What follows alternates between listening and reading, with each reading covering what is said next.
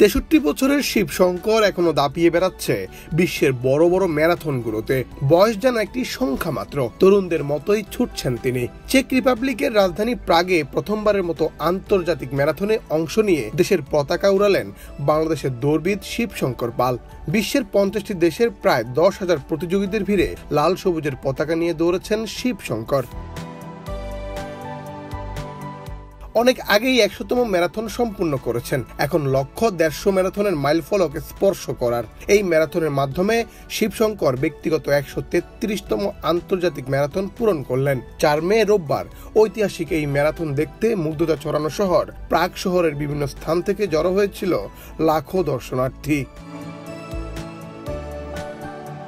রাজধানীর এলস্টার রিং এর ভেন্সেল প্লাটোস, তারপর ন্যাশনাল মিউজিয়াম থেকে শুরু হয়ে ৪২.১৯৫ কিলোমিটারের এই ম্যারাথনটি দেশটির দীর্ঘতম নদী মলদাওয়ের তীর ধরে দৃষ্টিনন্দন কার্লস ব্রিজ ও সেন্ট ভিটুস ক্যাথেড্রাল হয়ে নগরের বিভিন্ন গুরুত্বপূর্ণ ও ঐতিহাসিক স্থান প্রদক্ষিণ করে প্রাগার বুর্গ বা প্যাসেল হয়ে আবারও ভেন্সেল প্লাটোতে এসে শেষ হয়। এর মধ্যে প্রায় ৪২ কিলোমিটারের দীর্ঘ ট্র্যাক শেষ করতে শিবশঙ্কর পাল সময় নেন ৩ ঘন্টা ৪৫ মিনিট ৫৮ সেকেন্ড।